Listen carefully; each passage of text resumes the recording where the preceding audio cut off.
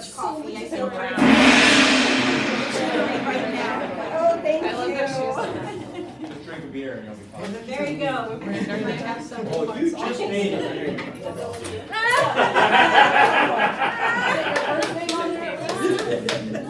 Why is there a big line under your name, Zoran? All right. I put my name. All right, for the on-time drawing, what number does it need to be? 15. Zoran says 15. 4. Number 4. It is number, what is You know it? what, last week, 9. let's see. Number 9. Who's number 9? Charlotte. It depends if you turn it around, it's the She same. had no idea. I Yeah, Charlotte. You got some folders. Ooh. Notepad. know. Hey. Some pens. Yeah. And a 1 pin. And a burlap bag. All right, speaking of 1 pins, you got I got yours? mine. You got Right yours? here. You got yours? Richard, you got one? I gave you one. Where is it? So I have a few pink 1 pins. And why is that? October is Breast Cancer Awareness Month. So, as Oprah says, you get one, you get one, you get one, everybody gets one. Thank you. I saw you guys wearing this. All right. And if you lose it, Okay, I'll give you another. save the tatas, that's right. All right. Emily, Yes, get up here. Get up there, all right. It's time for it's picture taking time. I did this last week to my hair, you know, to give it more volume, and then when I pull it back up, I did that. I got too. stiff neck. Oh my God, it's one of those already. Oh wait, got it. Got mine.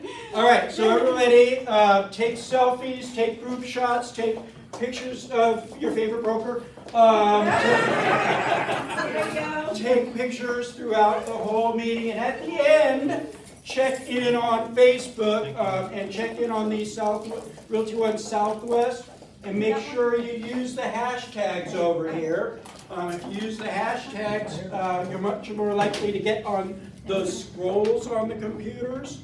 So that's where they pull them from the hashtags. So check in. Do it at the end, absolutely. All right, so Rev Up training's coming up. So tomorrow is Rev Up number 6, working with buyers and getting your offers accepted. That's from 9 to 11. And Jeff is the instructor on that one. It is at the Summerlin office. And then Monday afternoon or evening is the sales cycle and effective client communication.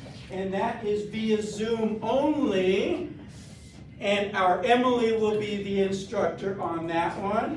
And she does an amazing job. Thank you. And then next Wednesday is holding successful open houses, 1 o'clock in the afternoon. I'm the instructor there at the Summerlin office. And then next Friday, a week from tomorrow, is financing the sale, mortgage basics, and Jim is the instructor on that one.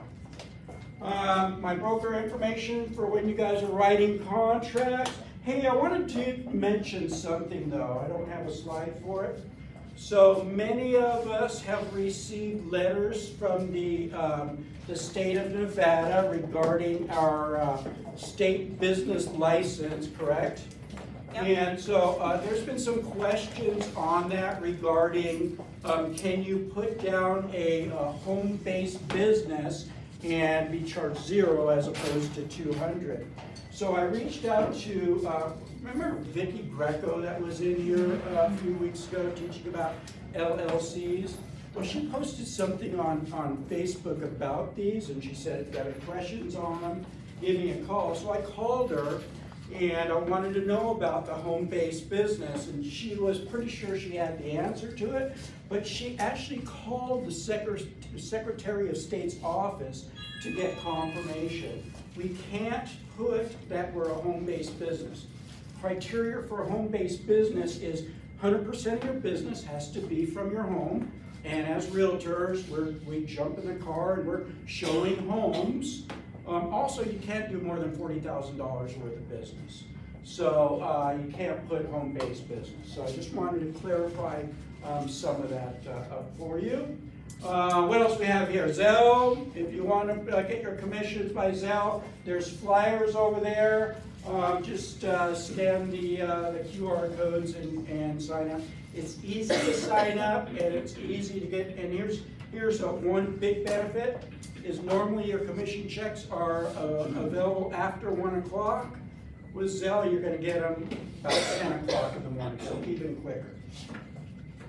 Next Monday, the 10th of October, we will be having a blood drive.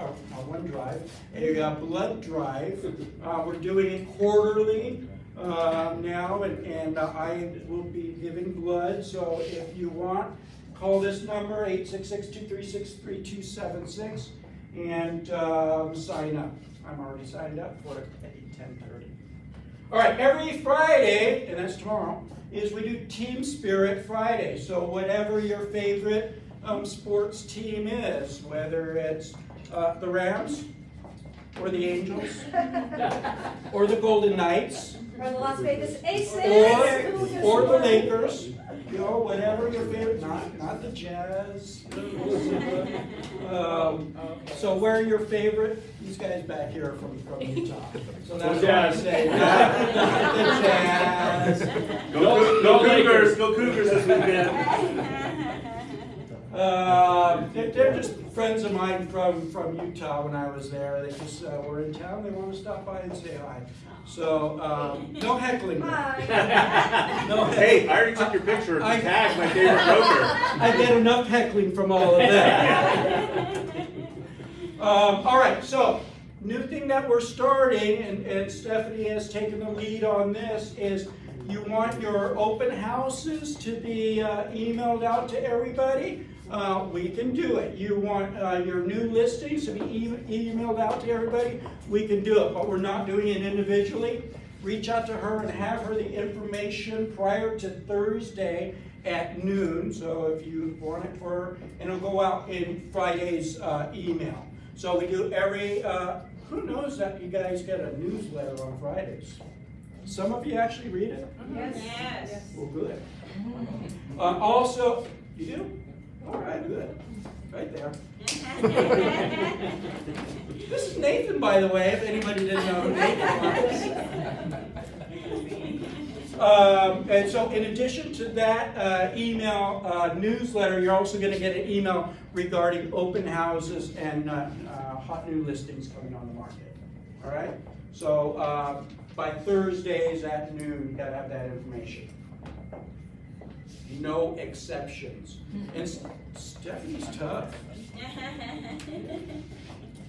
There's her email address, stephanie.wood@realty1group. All right, chili cook-off coming up October 27th, 12 noon, and it's a dress-up for Halloween. And our theme this year is Monster Mash. Why Monster Mash? Because that's what we decided. Monster.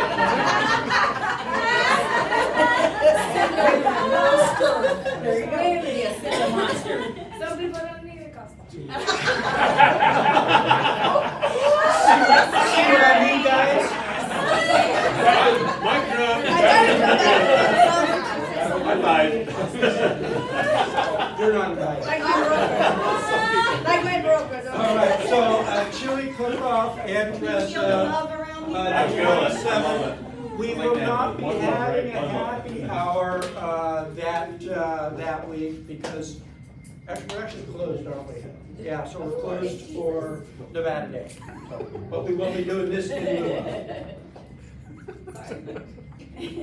All right, mark your calendar. Friday, December 16th is our holiday party. Who's going? And Can I ask, are we allowed a +1? are we allowed a +1? Yes. It's gonna be a good holiday. And here's the thing. I said, here's the thing. There will be a charge. Yes, which is fine. And that? Not for the +1, for everybody. The charge is $11. Oh, wow. And we're doing that and we're donating it to charity. So it's not to make any money, it's not to offset the cost of the party, it's we want to get money to be able to donate to charity. We haven't decided which charity yet, have we? But we will. We have some local charity, we like to do something with kids, something with animals. A something lot like of kids, that. we're gonna leave charity, will be fun. I like the teenagers. You like The homeless teenagers? youth. Yeah. That a partnership for homeless youth. All right, so this afternoon between 11:30 and 1:30, right out here is the tenant appreciation cookout that the landlord is doing for us as tenants. So they're going to be cooking out. Probably hamburgers, Free hot dogs, lunch. and who said there's no free lunch? So yeah, 11:30 out here. I'm sure it's in that central area out there. Today. Oh. Today. She's slow. You just said. Are you thinking so much? She needs coffee, she needs coffee. That's a red word. All right, so we have a brokers open coming up on the 14th. When is that? Next Friday? Yeah. Next Friday on Rocio's listing. It's close by. Where is it? Mountain's Edge Parkway and Buffalo. Okay, so it's in the evening, 5 to 8. And why do we need to go? Why? Yeah, Because I need your support. there you go. That's enough reason right there. So if you want to support Rocio, go to her brokers open next Friday from 5 to 8. Johnny, Go, Shani. what's going on in mortgage? Go, Shani. Don't be afraid, Shani, we love you. I have a video I can share. I'm not afraid of you, Minda. Shani. Hi, everyone. I have a video. Is there anything I can do to help with open houses? I'm available on weekends. I'm Except not when gonna- she's hiking. Not this Sunday. I have a video too of her hiking. Not this Sunday. I seen it. He almost killed me. I survived, by the way. Anyway, if you want to do an open house with me, I will come and help. You know, sometimes you will find. I did one on Sunday with a realtor, and she got a lead. I mean, it's a cash buyer, so don't give up on open houses. Keep doing them. Because there are parents who wants to purchase a home for their kids. So there are people with money. Don't give up on doing open houses. That's all I want to say. They don't need a lender. I'm just there to help you guys. You know, just to be there, keep company, and be supportive. Give them some kind of companionship. But don't give up calling your old pre-qualification clients. You might get a refinance client, and that's what I'm doing. I was telling Mark too. People want to do a refinance cash out, so they are thinking that values are gonna go down, might as well get some cash out. They don't care about the rate, they just wanna keep some money for a rainy day. So don't give up, that's all I have to say. I know rates are high, I know it's not pretty, but don't give up. Show your positive motivation, positive attitude. You will get a deal. You know, keep calling your old clients, okay?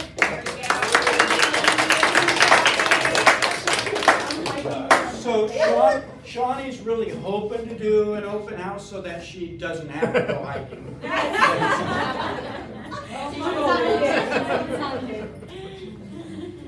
All right, next up we have Felicia and team from Rock Title. What is happening?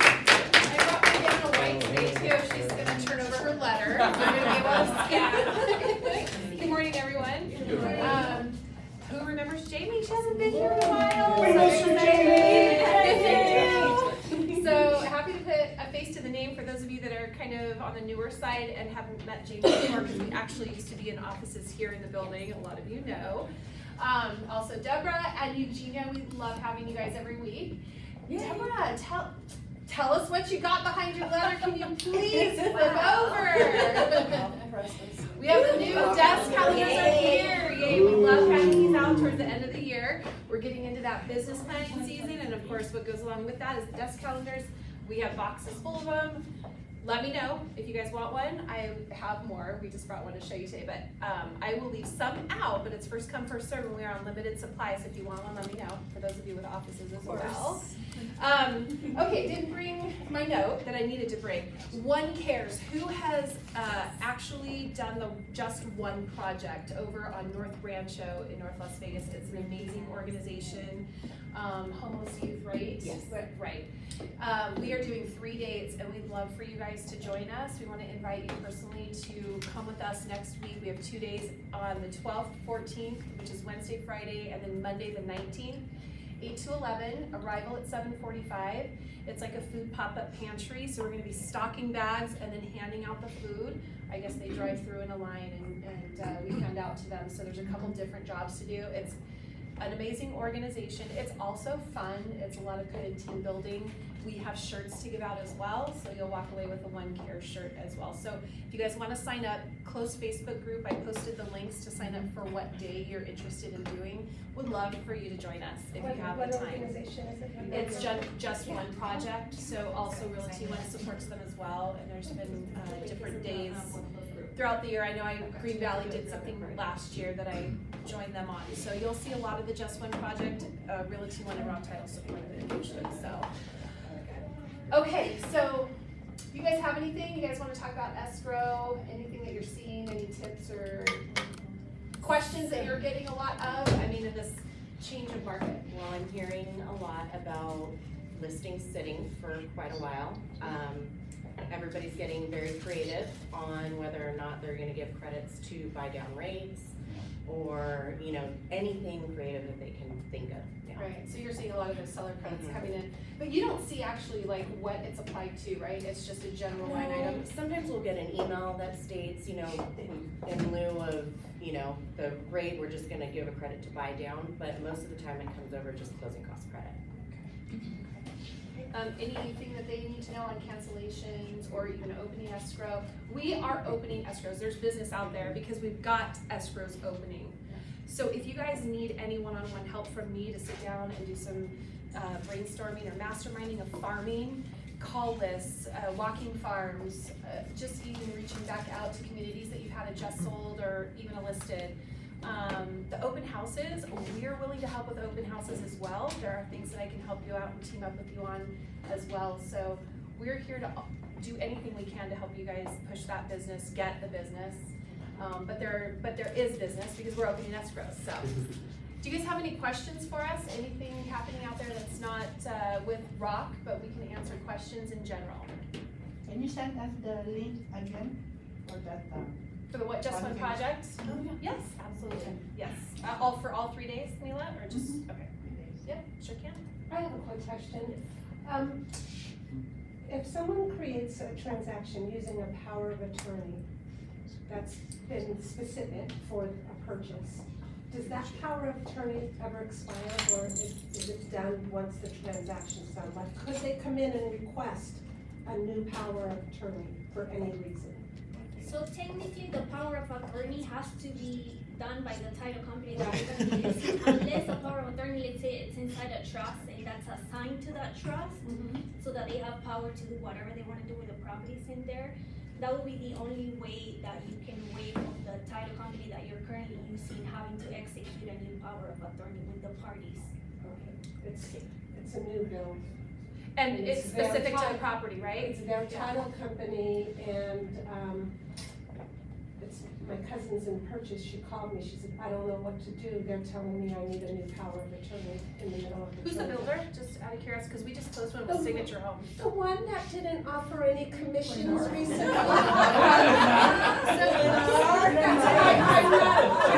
not my client, she was right there without me. So I was just wondering. Yeah, so the specific power of attorney is gonna be specific to that purchase, that property, Right. and then, you know, a general power of attorney is not gonna work. It Well, doesn't they have. created a specific one through through the title company, and now they're coming back and saying, we need a new one. How Well, old her is father's it? in the Philippines, and he's part of the transaction, and she doesn't know what to do, and I What's the just. date on it? Pardon Do you me? know what the date is on it? Like, when was it It created? was created while they were doing the transaction. Oh. So I don't know enough about it, so I was wondering if you guys did. I would just stay out of it I since am, you're I not a am. party to the I transaction. am, I told her, I said, I don't know. So, There's a scenario of somebody learning their lesson, not to have their agent on a new bill transaction. Yeah. that's right, you have Like, to you should, yeah. tell your clients they Does are. the dad have a valid US ID? Pardon me? Does the dad have a valid US ID? He's American citizen. Okay, and then does he have internet access? I don't know, but I'm not even gonna. Yeah. we don't- Now don't worry about any of that, right? So, just work on it now for in the future when they go to sell it, right? And then you're Or gonna when, be. because if the deal falls through, I'll be your agent. Right. All right, you guys, thank you so much. We appreciate all of you. Thank you.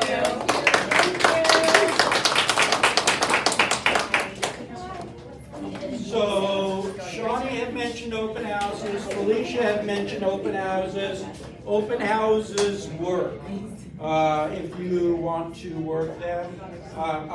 My Rev Up class that I'm teaching next Wednesday, this is a shameless plug. Next Wednesday at 1 o'clock is about open houses. When I did move to Utah in 2013, I did a lot of open houses and got a lot of business as a result of doing those open houses. So if you want to learn what I did, come to my open house class next Wednesday at 1 o'clock at the Sullivan office. All right? All right, let's talk stats, Emily. Oh, get up here. Hello, Emily. Hello, everybody. What's Who loves Emily? Thank you, Mark. We've been staying on the 10,000 mark. What is this now? Our 6th week. You know, it went like from 3,000, 4,000, like really, really fast it seemed, right? We couldn't catch up on those numbers a few weeks ago, and now we're like at 10,000. 6 weeks in a row. Well, what does that mean? Well, the interest rate keeps going up. However, I actually have some tips on you guys for a little bit here.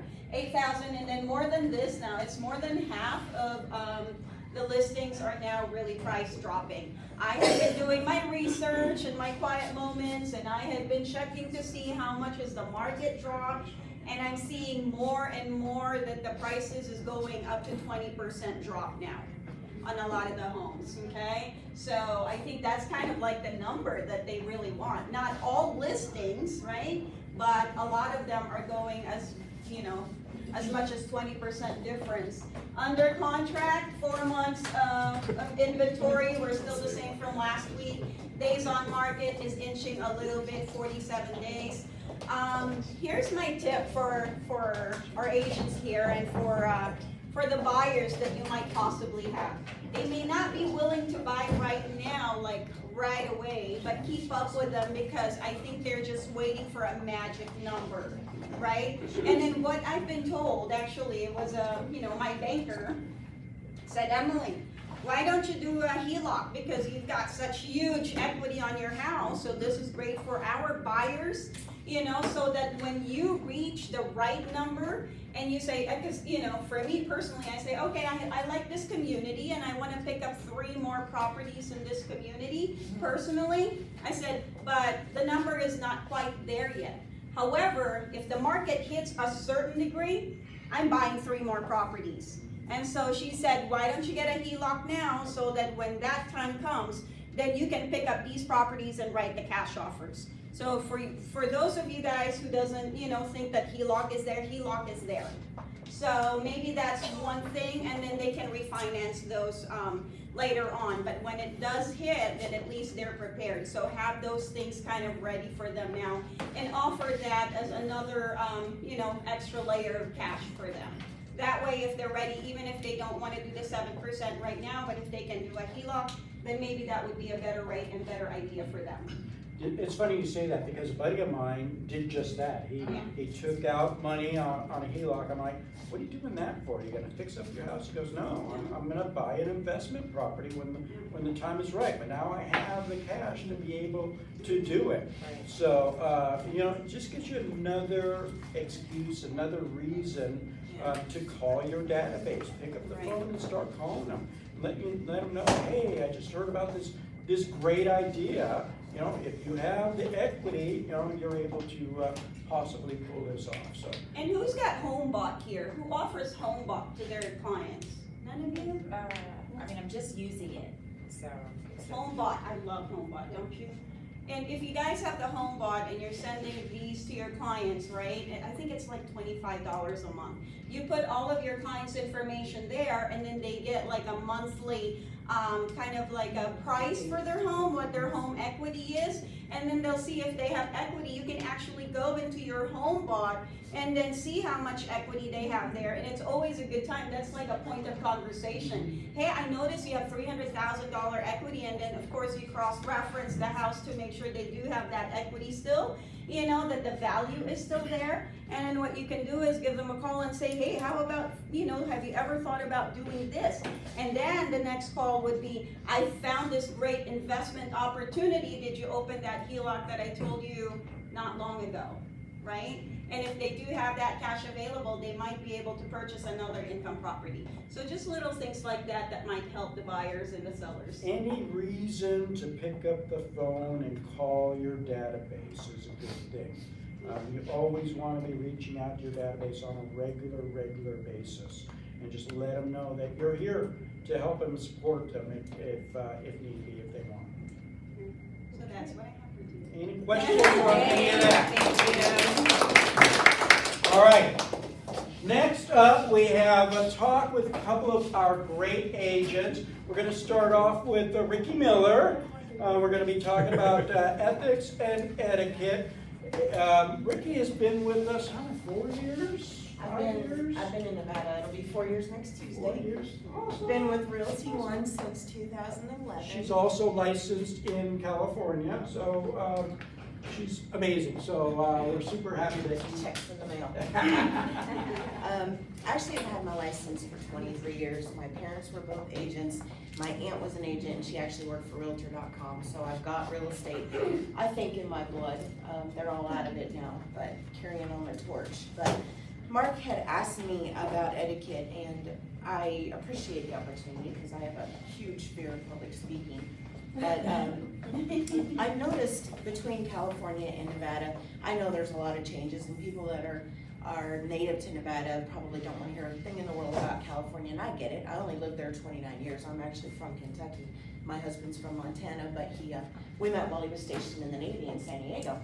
But in doing business here versus California, I've noticed that the whole Wild West, if you will, or the, you know, anything goes, it just seems like there's a little bit lack of professionalism, and please don't hate me for saying it, but when you get text messages at 9:15 or 9:30 at night asking about your real estate listing, but you don't say, oh, hi, by the way, this is, you know, Ricky Miller from Realty One Group. I saw you have a new listing, but you get, hey, I saw you have a listing, tell me about it. No name, no company affiliation. I had to Google the agent to find out who she was, just to know if I was responding to a potential client or another agent. Sad thing was this agent was actually a broker salesperson, got into contract with her, and it was a nightmare. This actually just happened on my listing on Autumn King. So I would never badmouth another agent. I would never say a bad word about anybody, but I would tell a client, you know what?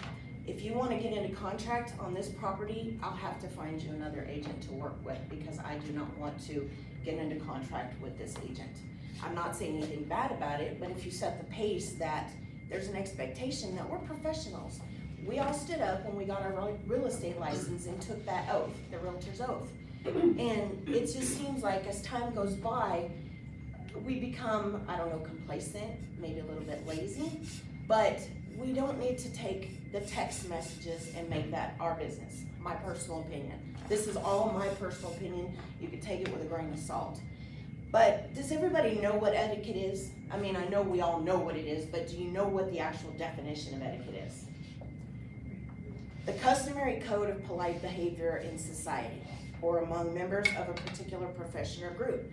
Well, we're members of not only our local association, our state association, but the national association. So that kind of elevates us above that used car salesman that so many people kind of think that we are, you know.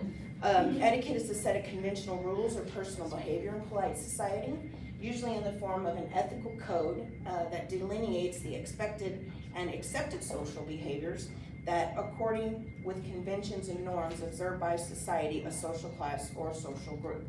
So we're all social. We have to be in this business to be able to get that attention of that potential client and maybe click, have something that we have in common so that they have a little bit more trust in us than the next agent down the line. The principles of etiquette are simple: to be considerate, to be respectful and honest, which are all part of the code that we took as real estate agents. We have to recognize the golden rule in etiquette is that we're not all the same, that we're all in different stages in life, so you never know what someone else is going through. So sometimes you have to ease into it, not so much as a salesperson, but as a friend. Listen to what they want, listen to what they're telling you. Be yourself, allow others to treat you with the same respect that you expect from them. Say please and thank you. Being raised in the South, I got into the habit of saying yes ma'am, no ma'am, yes sir, no sir. My father was a Southern preacher, and God forbid I would have ever addressed anybody other than that. I would probably got smacked upside the head, you know. And that's carried on to me. I'm 53 years old, and I still call people my own age yes ma'am, no ma'am. With an occasional sweetie thrown in just because that's who I am. Make genuine compliments, don't be fake. I mean, if there's something that you notice about your client or another agent, we're all having a hard time right now. Give that compliment. You never know that one kind word from you could be the big difference between how the rest of their day transpires. Don't be boastful, arrogant, or loud. I know in real estate, we kind of walk a fine line between self-promotion and arrogance. What we think is self-promotion, our clients and other agents might seem as boastful. We don't have to be boastful, but we do have to get our name out there because there's so many of us to choose from. Just be cognizant of that when you do your videos, that just add that, and you guys all know what I mean, just add that personal side to you that makes you not a robot, I guess, if you would. Listen before speaking. I have a huge problem with this. I listen to people, but I'm so excited to share my knowledge of real estate that I listen to hear, but I don't listen to respond. Or did I say that backwards? Don't listen to hear, we listen to respond. Y'all know what I mean. But we get so excited about what we want to do and how we want to help our client. Are we actually stopping and listening to what it is that they're telling us? If they say, I don't want a $500,000 house, great. You show them everything under $5, and when they don't like it, you bring them up. But you let them make that decision. One of my biggest transactions of my life was a sale last year at $2.3 million. Okay. This kid started at $450. Wow. Nah, that ain't me, that ain't nothing special about me. But he kept telling me what he wanted. And I kept thinking, okay, well, you're telling me what you want, but you're also telling me what you want to spend. So finally I said, okay, let's do this. Since you're gonna tear down every house I've showed you and remodel it, let's go look for what you want. So when I started listening to what he was saying and started applying that to business, I showed him this house and he was like, I don't care what I have to do to do it, I want it. And he bought that house with Bitcoin. So that's my, if I die tomorrow, that's my real estate. Very nice. Speak with kindness and caution. And I kind of looked at that and I thought, caution, sometimes we have a tendency we speak so fast, and then I say we, I mean me. I speak so fast that I don't filter my words. If it comes up here, it's right off my tongue.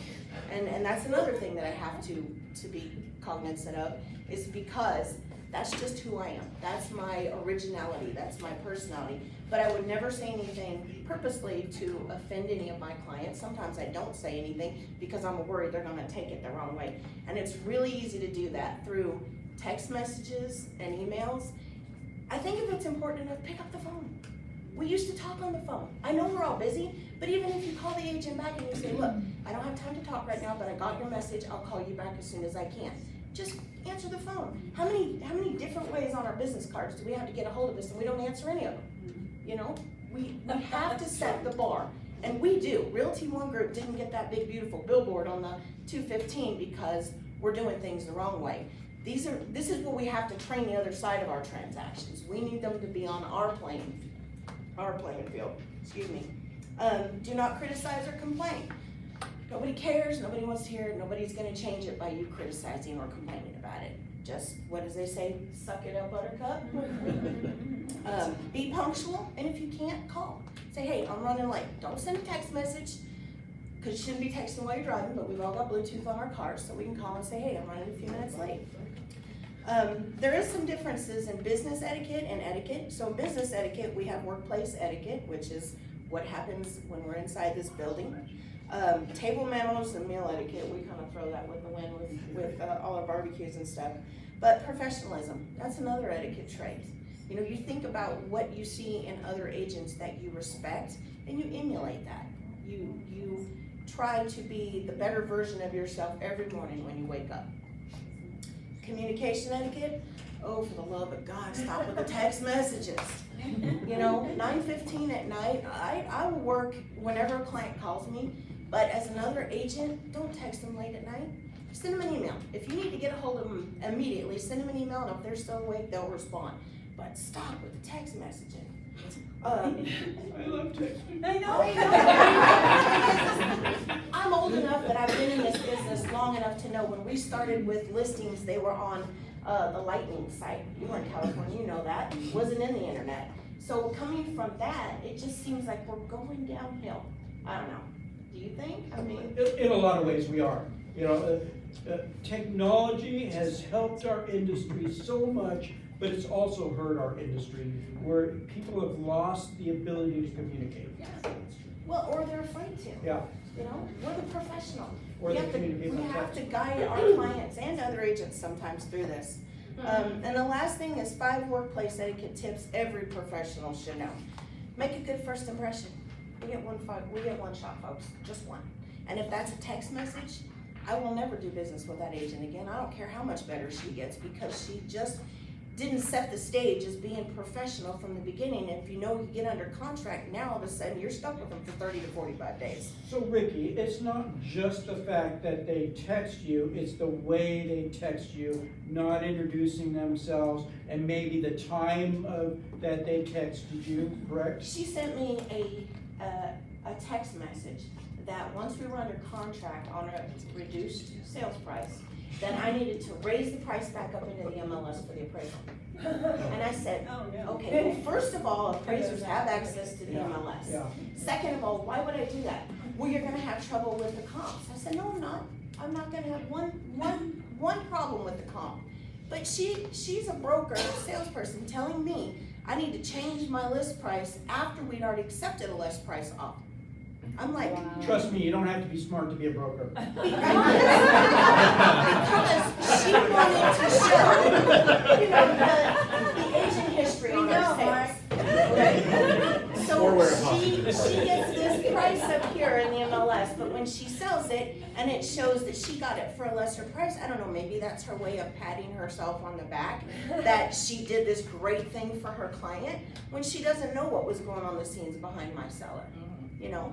But, I got off topic, sorry. Avoid gossip. Like I said, don't badmouth other agents. We don't know where they're at in their stage of their real estate career, but the best we could do is be on the other side of a transaction and kind of help them be the person that they need to be, so that the next time when you meet them on the transaction, you want to work with them, you know?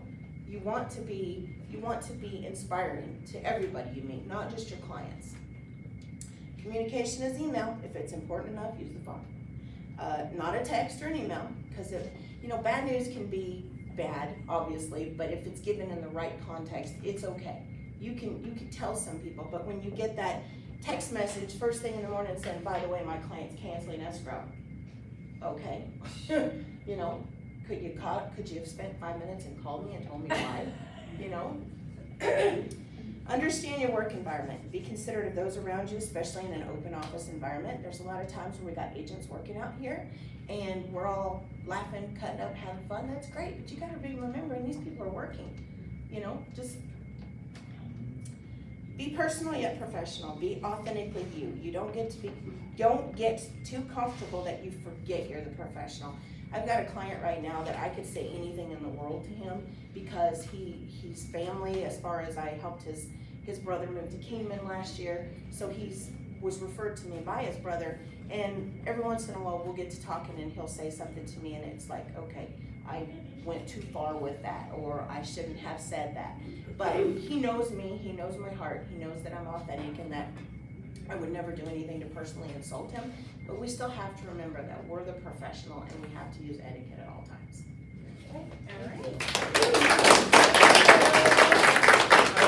I always say you want to communicate with people the way they want to communicate. So some people are, just pick up the phone and call them. Some people they only want to communicate by email. Some just want to communicate by text. Communicate with people the way they want to communicate. You want to communicate with me? Text. So next up we have Linda Stiegel. Linda has been with us for 2008. Since 2008. She is also on the Professional Standards Committee. She's very active and very, very knowledgeable. So she's going to be talking to us about The Code of Ethics. So we all know, because we had to take the classes, the Code of Ethics. This was established in 1908, and it's basically our guideline on how we should conduct business. But believe it or not, a lot of the violations in grievance and in professional standards, there's so many of these codes that are violated. So it's just a friendly reminder to refresh yourself, to always, refer to your code of ethics if you're questioning, is this right or wrong? So there are Articles 1 through 9 are specifically addressing the duties to the clients and customers. Article 1, which has 16 subsections, is the article, once again, where I see a lot of our violations. It basically says, when representing a buyer, seller, landlord, tenant, or other client as an agent, realtors pledge themselves to protect and promote the interest of their client. This obligation to the client is primary, but it does not relieve realtors of their obligations to treat all parties honestly. So that includes the lousy agents that we deal with. When serving a buyer, seller, landlord, tenant, or other party in a non-agent capacity, realtors remain obligated to treat all parties honestly. So basically, this is our duties owed. If you refer to your duties owed, you read it to your client, you're reminding yourself that you cannot deal with any party in a transaction in a manner which is deceitful, fraudulent, or dishonest, and you have to exercise reasonable care, skill, and care with respect to all parties to the real estate transaction.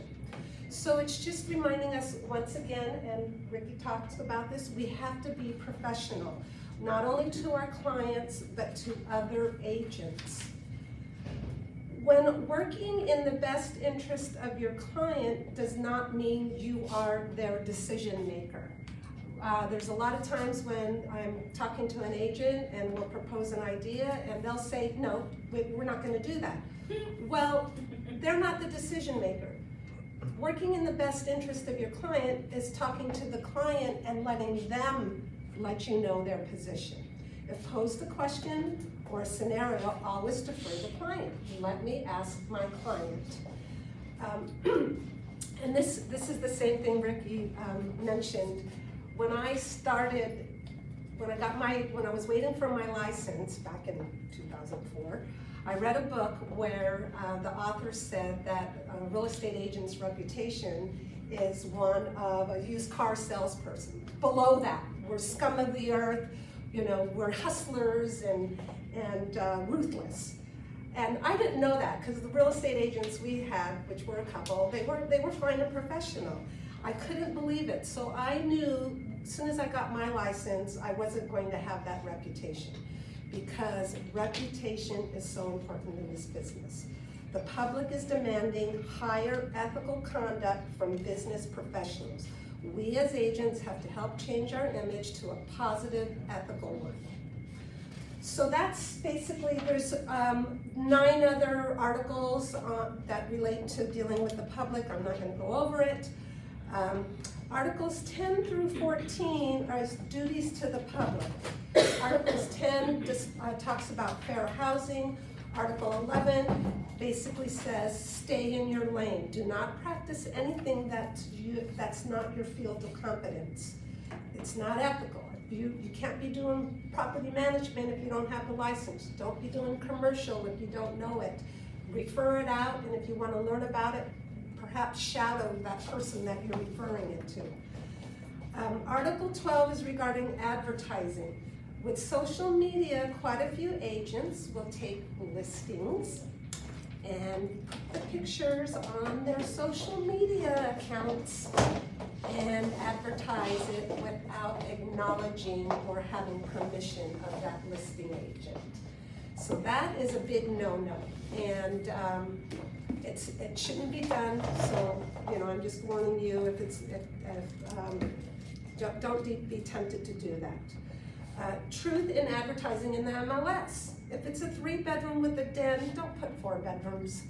It's just, we have to be correct and accurate in our representations.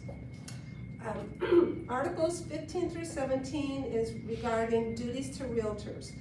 Realtors shall not knowingly or recklessly make false or misleading statements about other agents, their business, or business practice. So Ricky mentioned she had a terrible experience, but she also said, I'm not going to be talking bad about her. I just know for myself that, you don't want to work with her anymore. So we cannot be, bad-mouthing other agents. Article 16 is you cannot try to obtain a seller or buyer who has exclusive representation. Important to indicate on mailings not intended to solicit property if already listed. So these are just some of the items that are listed in our code of ethics. But what if your client is unethical? I don't know if you guys have dealt with any of that. Do not concede to clients' wishes if unethical or if it's not our business practice of business.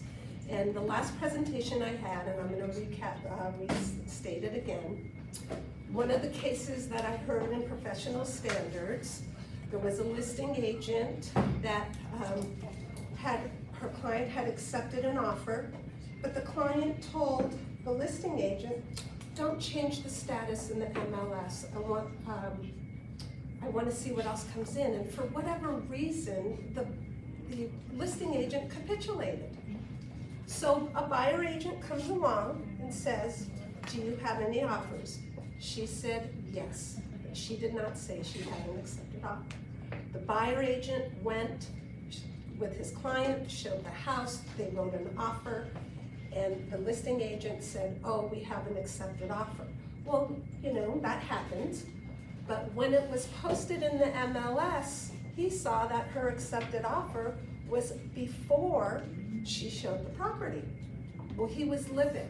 He filed a complaint, and the reason why he filed a complaint is because he lost his buyer as a client because of this listing agent shenanigans. So we found that the listing agent, she should have not listened to her client, so that's my warning to you. If it's not in practice, if it's not, in accordance to our guidelines and code of ethics, don't listen to your clients. The agent, she got fined 5 figures. How, what, 5,000? 5 figures. 500.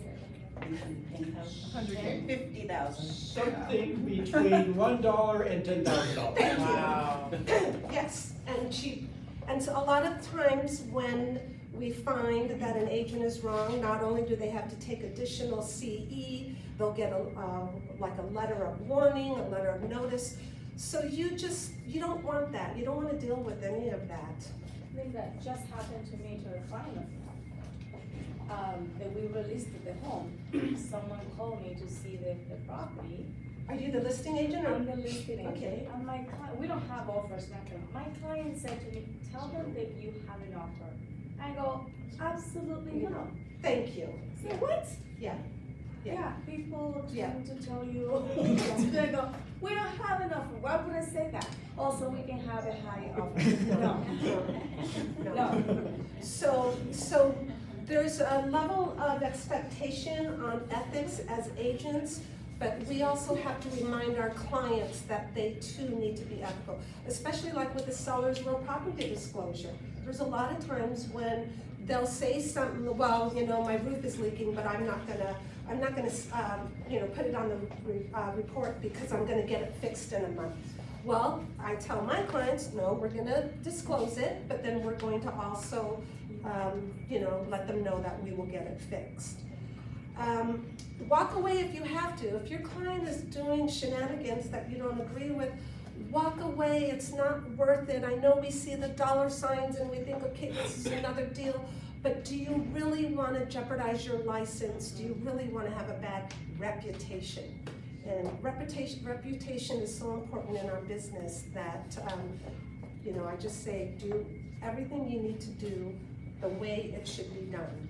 So, Code of Ethics, refresh your memory. If you have questions on, you know, whether you should do something this way or that way, refer to your Code of Ethics. This is like the Bible of our business. It's just, it's there. Stay professional, communicate accordingly, acknowledge emails and text messages, and of course you set your own guidelines when you want to do that. Be courteous and do what's right. Most importantly, know the Code of Ethics. I have a question. Is it ethical for the listing agent to not check their email that they have listed on the MLS, and then they have a different one in agent remarks, and they say, oh, we never got your offer? Is that my job to check the agent remarks? It's an ethics issue, but it's a bad business practice. Right. And they said, we never got your offer, and I said, well, I sent it to the email you have registered, and they said, well, the agent remarks has a different email. Yeah, And bad business, but not an that's not ethic. unethical though? So, as a practice for me, I always send I send an email, please confirm receipt. I call or I text, hey, I just sent you an offer. I did please text them, and their assistant said, okay, great. But you're right, it's not an ethical thing, it's Bad bad business. business. Emily has a question over here.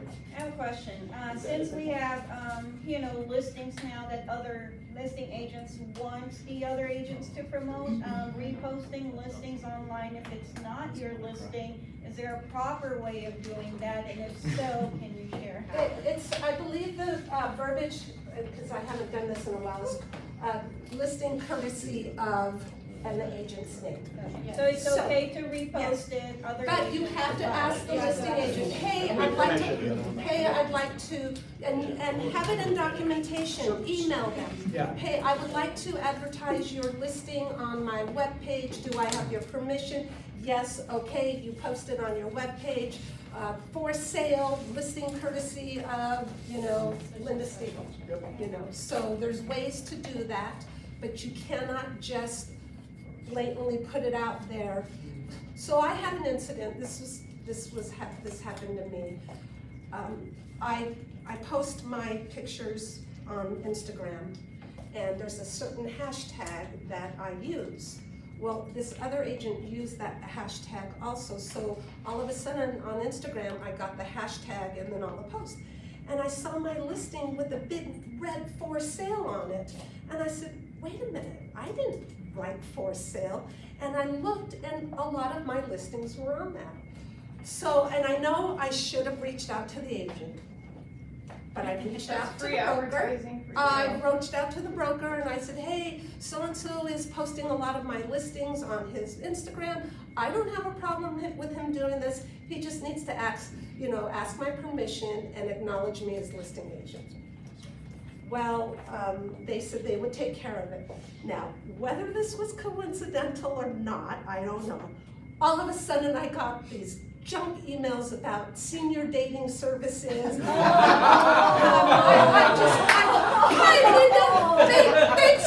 Thanks for signing up for our dating service. Because you know our information's public. My email's public, my phone. I got a slew of them, and I'm thinking. Did you sign up?